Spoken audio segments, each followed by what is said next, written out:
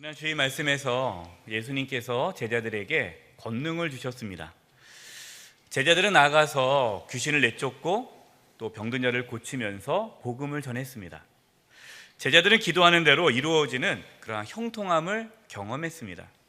이렇게 잘 나가는데 갑자기 오늘 말씀에서는 세례 요한의 죽음에 대한 말씀이 나옵니다. 세례 요한이 어떠한 자입니까? 하나님께서 인정한 자였습니다. 마태복음 11장 11절입니다. 내가 진실로 너희에게 말하노니 여자가 낳은 자 중에 세례 요한보다 큰 이가 일어남이 없도다. 예수님께서 하신 말씀인데요, 여자가 낳은 자 중에 세례 요한이 가장 크다라는 것입니다. 하나님께 인정받은 자였습니다. 믿음의 사람입니다. 하나님의 말씀에 순종하는 자입니다. 그런데 세례 요한은 어떠한 삶을 살았습니까? 아무런 잘못도 하지 않았는데 감옥에 들어갔습니다. 그리고 비참하게 죽임을 당하였습니다. 세례 요한의 삶을 보면 예수님을 잘 믿는다는 것이, 하나님 뜻대로 살아간다는 것이 소용이 없어 보입니다. 여러분, 믿음으로 기도하면 원하는 것을 다 얻을 수 있다고 생각하십니까? 예수님을 잘 믿으면 어떠한 어려움도 고난도 없습니까? 그렇지 않죠. 우리도 경험하지 않습니까? 예수님을 잘 믿어도 우리가 기도해도 몸이 아플 수 있습니다. 사업이 잘 안 될 수도 있습니다. 자신이 원하는 대로 일이 잘 풀려지지 않을 수도 있습니다. 그렇다면 예수님을 잘 믿는다는 것이 무슨 소용이 있겠습니까? 예수님을 잘 믿으면 형통한 삶을 살고 하나님의 보호하심과 인도하심을 받는다라고 말씀하는데, 우리의 현실 속에서는 그렇지 않고 어려움을 겪을 때가 많다는 것이죠. 그래서 적지 않은 성도님들께서 인생에 어려운 일이 생길 때에, 예상치 못한 그러한 고통을 겪을 때에 신앙의 회의를 갖습니다. 예수님 믿어봤자 별거 없구나. 기도해도 소용이 없구나. 내 인생은 내가 알아서 하는 거구나. 그래서 실제 어떤 성도님은요, 기도를 하지 않아요. 제가 집사님 왜 기도 안 하세요? 그랬더니, 목사님 어차피 내 인생 내가 해야지 뭐 하나님께서 도와주시나요? 다 자기 하기 나름이죠. 자기는 기도할 시간에 자기를 위해서 열심히 살아간다는 거예요. 오늘 말씀은 우리에게 참된 믿음이 무엇인지 말씀해 주십니다. 세례 요한의 죽음은 우리에게 참된 믿음을 보여주는 것이죠. 오늘 말씀과 예배를 통해서 저와 여러분 가운데 참된 믿음이 부어지기를 바랍니다. 첫 번째입니다. 한번 따라서 해보십시오. 참된 믿음은 단순한 깨달음이 아닙니다. 예수님의 권능과 능력이 헤롯 왕에게 들려졌습니다. 예수님께서 죽은 자도 살리고 귀신을 내쫓고 모든 병든 자를 고쳐주었다는 그러한 예수님의 권능, 능력이 헤롯 왕이 듣자 헤롯 왕 마음에 두려움이 생겼습니다. 자신이 전에 목베어 죽인 세례 요한이 다시 살아난 것이 아닌가라는 두려움이 밀려왔어요.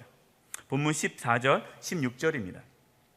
이에 예수의 이름이 드러난지라 헤롯 왕이 듣고 이르되 이는 세례 요한이 죽은 자 가운데 살아났도다. 그러므로 이런 능력이 그 속에 일어나느니라 하고, 16절 헤롯은 듣고 이르되 내가 목벤 요한 그가 살아났다 하더라. 헤롯 왕이 왜 세례 요한의 목을 베었을까요? 헤롯 왕은 동생의 아내인 헤로디아를 아내로 취했습니다. 빼앗은 거예요. 그러니까 세례 요한이, 헤롯 왕이 동생의 아내를 빼앗은 것은 이것은 죄입니다 라고 말을 했습니다. 누가 감히 왕이 하는 일에 대해서 잘못했다라고 말할 수 있겠어요? 근데 세례 요한은 잘못됐다라고 말을 하니까 헤롯 왕이 얼마나 기분 나빴겠습니까? 더 기분 나쁜 사람은 누굴까요? 헤롯 왕의 아내가 돼요. 왕비가 된 이 헤로디아가 기분이 안 좋은 거예요. 자기가 어떻게 해서 이 왕비가 되었는데 계속 세례 요한이 그것은 죄다라고 말을 하니까 기분 나쁘잖아요. 그래서 이 왕비가, 헤로디아 왕비가 왕에게 얘기하죠. 왕이시여, 저 세례 요한을 좀 죽여주세요. 그러나 헤롯 왕은 세례 요한을 죽일 수가 없었습니다. 왜냐하면 세례 요한이 하나님의 사람인 걸 알았고, 또 세례 요한이 거룩한 자요, 그의 말을 또 헤롯 왕이 잘 들었기 때문이죠. 본문 19절 20절입니다. 헤로디아가 요한을 원수로 여겨 죽이고자 하였을 때 하지 못한 것은 헤롯이 요한을 의롭고 거룩한 사람으로 알고 두려워하여 보호하며 그의 말을 들을 때에 크게 번민을 하면서도 달갑게 들음이러라. 세례 요한이 하나님의 말씀을 전할 때에 이 헤롯 왕은 크게 번민했습니다. 그 말씀을 듣고 마음에 찔림이 있었어요. 그리고 기분 나빠하지 않았습니다. 그것을 어떻게 받아들였습니까? 달갑게. 다시 쉽게 말하면 말씀의 은혜를 받았다라는 거예요. 세례 요한이 말씀을 전하면 그 말씀에 은혜 받았던 사람이 누구예요? 헤롯 왕이에요. 말씀을 듣고 마음에 찔림이 있었습니다. 깨달았습니다. 그리고 그것을 달게 받았습니다. 그러면 헤롯 왕에게 참된 믿음이 있었습니까? 그렇지 않아요. 말씀을 듣고 말씀을 깨닫고 그 말씀을 달게 받아들였다고 해서 헤롯 왕이 참된 믿음을 가졌다라고 말할 수 없다라는 것입니다. 말씀을 듣고 깨닫는 것이 중요한 것이 아니라 하나님의 말씀대로 살아가는 것이 중요합니다. 우리 이게 성도님들 중에 이렇게 말씀을 듣고 은혜 받으신 분들이 많이 계세요. 이렇게 얘기하죠. 목사님 말씀에 은혜 받았습니다. 말씀을 듣는데 다 저한테 하는 것 같아요. 제가 말씀에 찔림을 받았습니다. 말씀에 감동이 있었습니다. 은혜 받았습니다. 이런 얘기를 하세요. 얼마나 그 좋은 건지 모릅니다. 귀한 거죠. 말씀을 여러분 듣고 깨닫는 거 은혜입니다. 근데 뭐가 문제입니다? 뭐가 문제입니까? 그걸로 끝나는 거예요. 좋았다, 감동받았다, 은혜 받았다, 그걸로 끝나요. 뭐가 없습니까? 그 말씀에 대한 순종이 없는 겁니다. 만약에 우리가 하나님 말씀을 듣고 아멘, 너무 좋았다, 은혜 받았다, 깨달았다, 이렇게 감동을 받고 그걸로 끝나버린다면 여러분 그것은 참된 믿음이 아닙니다. 참된 믿음은 말씀에 순종함으로 나타납니다. 야고보서 2장 18절에서 19절입니다. 어떤 사람은 말하기를 너는 믿음이 있고 나는 행함이 있으니 행함이 없는 내 믿음을 내게 보이라. 나는 행함으로 내 믿음을 내게 보이리라 하리라. 내가 하나님은 한 분이신 줄을 믿느냐? 잘하는도다. 귀신도 믿고 떠느니라. 야고보 사도가 말을 하는 거예요. 너는 행함이 없는 믿음을 보이느냐? 나는 행함으로 믿음을 보이겠다. 무슨 말입니까? 행함이 없는 믿음은 가짜라는 거죠. 19절에 이렇게 말씀하는 겁니다. 하나님이 한 분이신 줄을 누구도 안다? 귀신도 안다. 귀신도요, 하나님의 말씀을 깨달아요. 귀신도 하나님을 알아요. 근데 뭐 하지 않아요? 순종하진 않아요. 이처럼 하나님의 말씀을 깨닫는 것, 아는 것, 그것이 믿음이 아니라 그 들은 말씀에 순종할 때에 그게 참된 믿음이다라는 거 말씀합니다. 마태복음 7장 21절입니다. 예수님께서 하신 말씀입니다. 나더러 주여 주여 하는 자마다 다 천국에 들어갈 것이 아니요 다만 하늘에 계신 내 아버지의 뜻대로 행하는 자라야 들어가리라.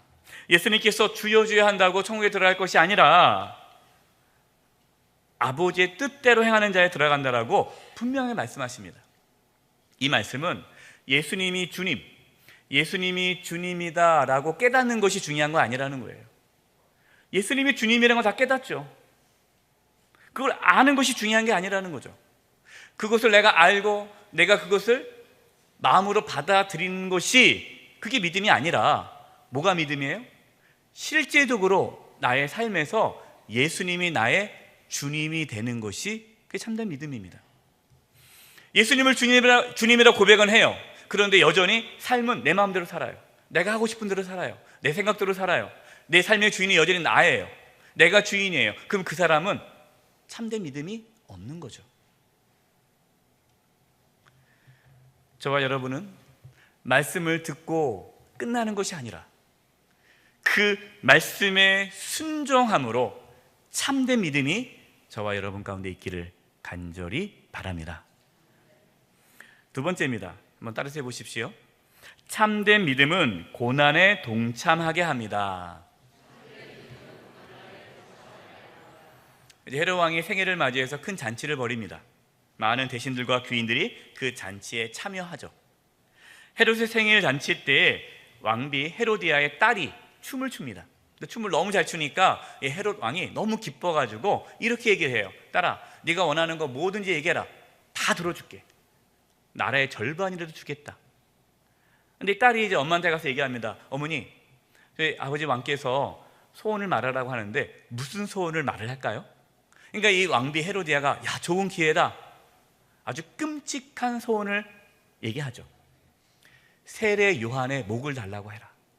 세례 요한의 머리를 달라고 해라. 머리. 딸은 왕에게 가서 세례 요한의 머리를 지금 당장 달라라고 말을 합니다. 왕이 근심이 생겼어요. 그렇잖아요. 자기가 그래도 존경하고 하나님의 사람이라고 여겼던 그 선지자를 죽일 수는 없잖아요. 그런데 왕이 한번 약속을 하지 않았습니까? 많은 사람들 앞에서 왕이 약속을 했으면 그걸 지켜야 돼요. 그걸 지키지 않으면 왕의 권위가 땅에 떨어지는 거예요. 그러니까 자기의 왕의 권위를 지켜가기 위해 세례 요한을 죽이게 됩니다. 본문 26절, 27절입니다.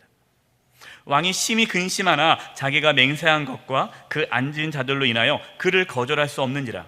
왕이 곧 시병 하나를 보내어 요한의 머리를 가져오라 명하니 그 사람이 나가 옥에서 요한을 목베어. 세례 요한이 뭐 잘못해서 목베임을 당했습니까? 아니죠. 세례 요한은 오히려 하나님의 말씀을 전하다가 감옥에 들어갔고, 그 세례 요한은 하나님 말씀을 전하는 것을 굴복하지 않고 포기하지 않고 끝까지 말씀을 전하다가 목베임을 당했습니다. 세례 요한은 말씀대로 순종하였는데 돌아오는 것은 처참한 죽음이었습니다. 세상의 관점에서 바라본다면 세상 사람들의 눈에 봤을 때 세례 요한의 삶은 어떤 삶입니까? 실패한 인생이죠.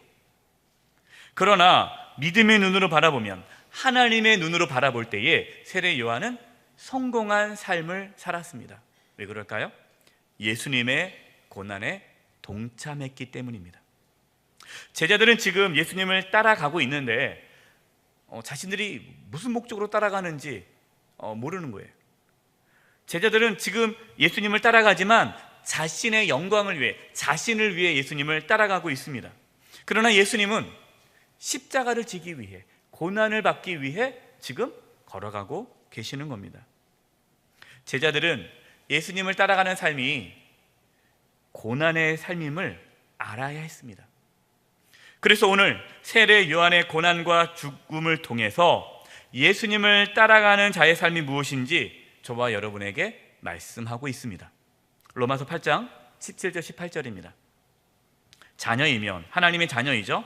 하나님의 자녀이면 또한 상속자 곧 하나님의 상속자요 그리스도와 함께한 상속자니 우리가 그와 함께 영광을 받기 위하여 고난도 함께 받아야 할 것이니라. 생각하건대 현재의 고난은 장차 우리에게 나타날 영광과 비교할 수 없도다. 아멘. 하나님의 자녀는 예수님과 함께 영광을 받기 위해 고난도 함께 받아야 한다라고 말씀합니다. 예수님을 따르는 삶은 어떤 삶입니까? 예수님이 걸어가셨던 고난의 길을 함께 가는 삶입니다. 만약에 저와 여러분이 예수님을 믿는 그 이유가 우리가 믿음을 달라고 구하고 우리가 그 믿음, 우리가 예수님을 믿는 그 믿는 이유가 단순히 이 땅에서 잘 먹고 잘 살고 어떤 어려움도 없이 그냥 무조건 형통한 삶을 살아가는 것이 목적이라면, 그것 때문에 예수님 믿는다면 저와 여러분의 믿음은 참된 믿음이 아닙니다.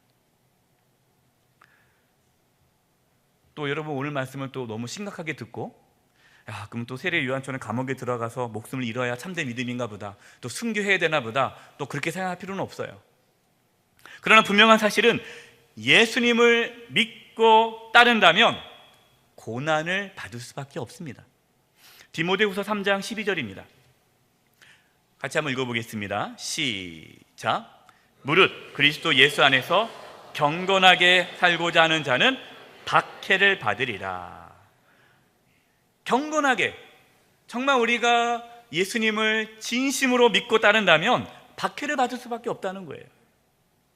여러분 한번 말씀대로 한번 살아보세요. 그게 쉬운가?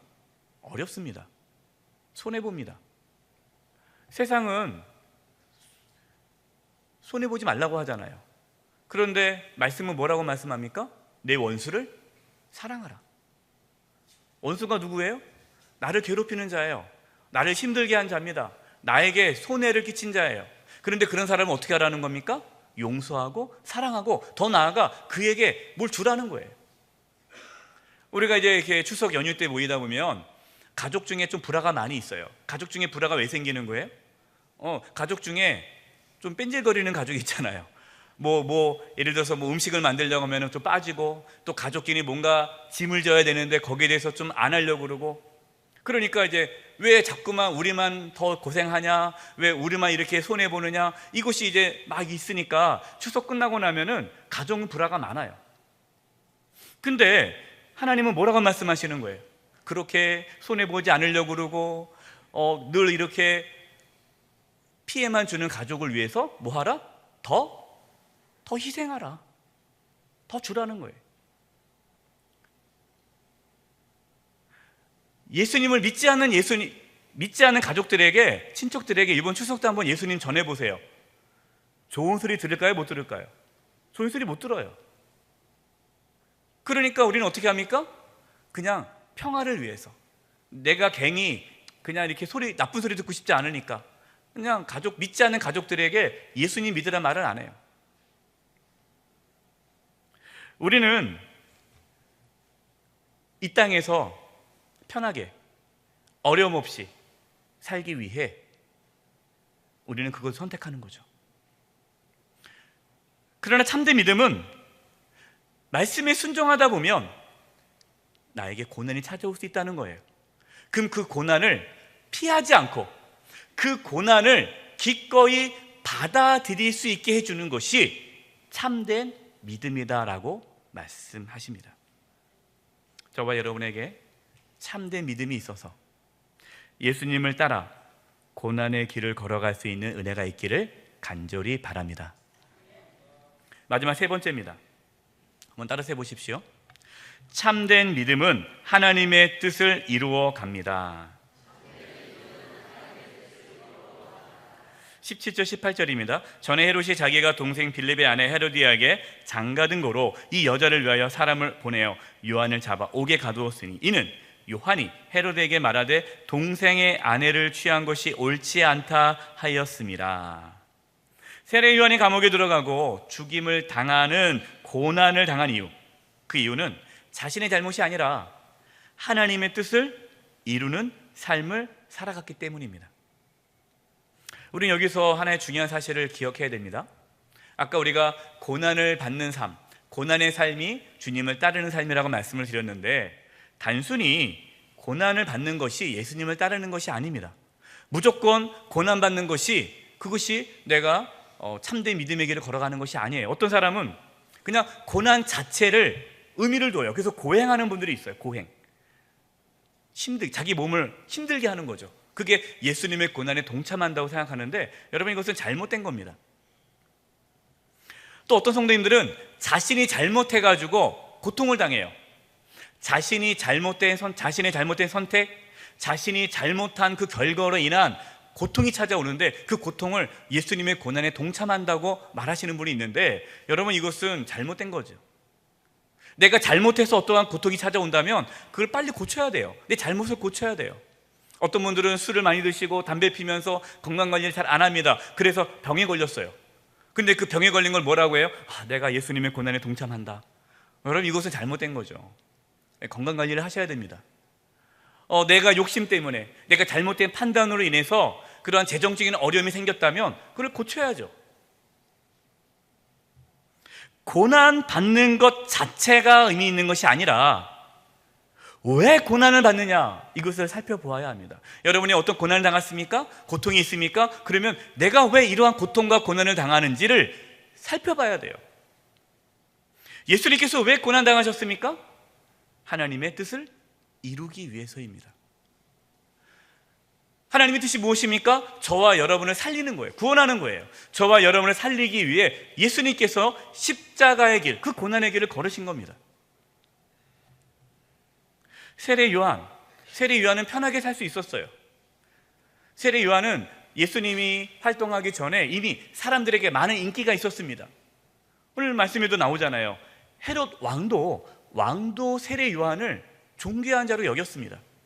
자, 그렇다면 세례 요한이 편하게 살 수 있죠.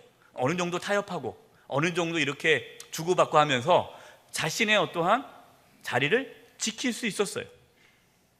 그런데 세례 요한은 그렇게 하지 않았습니다. 하나님의 뜻을 이루는 삶을 살았죠. 그것이 뭡니까? 예수님이 오시는 길을 준비하는 것. 이것이 세례 요한의 사명이었어요. 예수님의 오심을 준비하는 길이 뭡니까? 회개하라, 천국이 가까웠다. 사람들이 죄를 지었습니다. 그 죄가 죄인지 몰랐어요. 그것이 죄라는 것을 알려주는 것이 세례 요한의 사명이에요. 죄 짓는 사람에게 죄라고 말하는 게 얼마나 힘듭니까? 그러니까 결국 세례 요한은 그 하나님의 뜻을 이루다가 순교한 것이죠. 지금 제자들 왜 예수님을 따릅니까? 지금 제자들 예수님을 따라가는 거 쉬운 일 아니죠. 모든 걸 다 버리고 예수님을 따라다녔습니다. 지금 제자들도 고난을 겪고 있어요. 그러나 그들이 고난을 겪는 그 이유가 뭡니까? 나중에 예수님이 왕이 되었을 때 한 자리씩 할 수 있겠다라는 그 기대감을 가지고 지금 고난을 참는 거예요. 만약에 자신의 성공을 위해 지금 고난을 참고 있다면 여러분, 그것은 참된 믿음은 아닙니다. 세례 요한의 죽음은 우리에게 참된 믿음이 무엇인지 보여줍니다. 참된 믿음이 무엇입니까? 하나님의 뜻을 이루기 위해 자신의 목숨도 내어놓을 수 있는 것이 참된 믿음입니다. 빌립보서 1장 20에서 21절입니다. 나의 간절한 기대와 소망을 따라 아무 일에든지 부끄러워하지 아니하고 지금도 전과 같이 온전히 담대하여 살든지 죽든지 내 몸에서 그리스도가 존귀하게 되게 하려 하나니 이는 내게 사는 것이 그리스도니 죽는 것도 유익함이라. 아멘. 여러분, 이 고백을 할 수 있으시겠어요? 바울은 이렇게 고백합니다. 살든지 죽든지 그것이 중요하지 않다. 내가 사느냐 죽느냐 그것이 문제가 아니라 지금 내 삶에 그리스도께서 존귀히 되느냐, 그것이 문제다. 내가 죽어서 그것이 그리스도가 존귀케 하는 것이라면 난 죽겠다. 그러나 사는 것이 그리스도를 존귀케 하는 건 난 살겠다. 여러분, 이것이 참된 믿음의 고백입니다. 세상은 뭐라고 말을 합니까?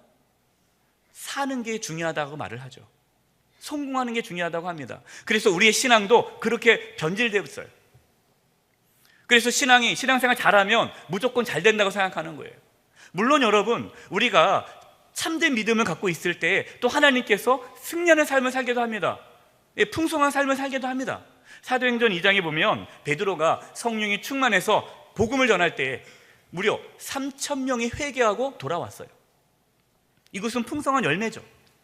그런데 그 다음에 사도행전 7장에 보면 스데반 집사가 성령이 충만해서 복음을 전했습니다. 어떻게 됐습니까? 돌에 맞아 순교했어요. 그러면 베드로, 3,000명을 회개한 베드로는 참된 믿음이고, 스데반 집사는 돌에 맞아 순교한 스데반 집사는 믿음이 부족해서 돌에 맞아 순교했습니까? 아니죠. 베드로도 스데반도 다 참된 믿음으로 하나님의 뜻을 이루어 간 것입니다. 베드로도 나중에 순교하죠. 사느냐 죽느냐 그것이 중요한 것이 아니라 나의 삶을 통해 예수님이 존귀히 되는 것이 중요합니다. 이것을 받아들이는 것이 참된 믿음입니다. 결론입니다. 오늘 말씀에서 세례 요한의 죽음이 나옵니다. 갑자기 막 이렇게 승리하는, 뭔가 예수 믿으면 귀신도 내쫓고 병든 자도 고치고 죽은 자도 살리고 뭔가 잘 될 것 같은 이야기가 쭉 이어지다가 갑자기 오늘 본문에 세례 요한의 죽음이 나옵니다. 이 말씀은 우리에게 참된 믿음이 무엇인지를 보여주는 것이죠. 헤롯 왕처럼 말씀을 듣고 마음에 찔림이 있고 깨달음이 있다고 해서 참된 믿음을 가졌다라고 말할 수 없습니다. 말씀을 듣고 깨닫는 것에 멈추지 말고 그 말씀에 순종함으로 참된 믿음이 저와 여러분 가운데 있기를 바랍니다. 참된 믿음은 예수님처럼 하나님의 뜻을 이루기 위해 고난의 삶을 살게 합니다. 오늘 말씀을 오해해서 예수님을 잘 믿으면 다 죽나 보다, 이게 아니에요. 살든지 죽든지 하나님의 영광을 위해 살아가는 것이 참된 믿음의 모습이다라고 오늘 말씀하시는 겁니다. 6년 전에 어떤 집사님이 이제 저를 찾아온 이야기를 좀 하려고 합니다. 이 집사님의 외동딸이에요. 외동딸이 너무너무 사랑해요. 근데 그 딸이 고3이에요. 그래서 이 딸이 이제 원하는 대학에 진학하는 것을 간절히 바라서 이 아빠 집사님이 퇴근하면 꼭 교회에 들려서 기도하고 집에 가시는 거예요. 이게 얼마나 보통 정성입니까? 얼마나 큰 정성이에요. 그래서 간절히 딸이 원하는 대학을 가도록 기도를 했어요. 간절히 기도했고 하나님께서 마음에 확신도 주셨어요. 내 딸을 이 대학에 들어가게 하리라라는 확신도 주셨어요. 마음의 평안도 받았어요. 딸도 열심히 공부했습니다. 대학에 들어갔을까요? 못 들어갔을까요? 네, 똑 떨어졌어요. 그러니까 이 집사님이 시험에 든 거예요. 시험에. 저를 찾아왔어요. 목사님, 도대체 이유를 모르겠습니다. 기도해도 안 되고 내가 정말 열심히 기도했는데 도대체 신앙이 뭔지 모르겠습니다. 기도가 왜 필요한지 모르겠습니다. 이 신앙의 회의가 든 거예요. 자신이 뭘 잘못했는지 모르겠다고 저한테 와서 하소연을 합니다. 그래서 제가 이렇게 말씀을 드렸어요. 집사님, 믿음이 뭡니까? 믿음이 내가 원하는 것, 이루어지는 것, 그걸 믿는 게 믿음입니까? 그 믿음 아닙니다. 참된 믿음은 집사님의 딸이 대학에 들어가든 못 들어가든 상관없이 하나님께서 집사님의 딸을 지켜주고 인도할 것을 믿는 게 믿음입니다. 뭐 대학에 들어가면 하나님이 인도하셨고 대학에 떨어지면 하나님이 인도하지 않은 걸로 그렇게 하나님의 인도하심을 제한하지 마세요. 또 참된 믿음이란 집사님의 딸이 하나님의 영광을 위해 살아가도록 하는 것이 그게 참된 믿음입니다. 이 집사님께서 회개하셨어요. 목사님, 제가 잘못된 믿음을 갖고 있었네요. 그리고 참된 믿음을 달라고 기도를 했어요. 이제 재수했습니다. 재수하고 다시 수능이 이제 다가왔어요. 그래서 제가 이제 궁금하잖아요. 집사님께 물어봤습니다. 집사님 요즘 어떠세요? 그랬더니 열심히 기도한대요. 저는 또 걱정을 했는데 다행히 이렇게 얘기하더라고요. 목사님, 그런데요, 이제는 마음이 평안합니다. 우리 딸이 대학에 들어가든 들어가지 못하든 하나님께서 우리의 딸을 인도해 주실 것을 믿고 기도합니다. 그리고 우리의 딸이 정말로 하나님의 영광을 위해 살아갈 수 있게 해달라고 기도하고 있습니다. 제 마음이 기쁘더라고요. 제가 됐다고 그랬어요. 집사님 됐다. 그게 참 믿음입니다. 자, 대학에 들어갔을까요? 못 들어갔을까요? 네, 들어갔어요.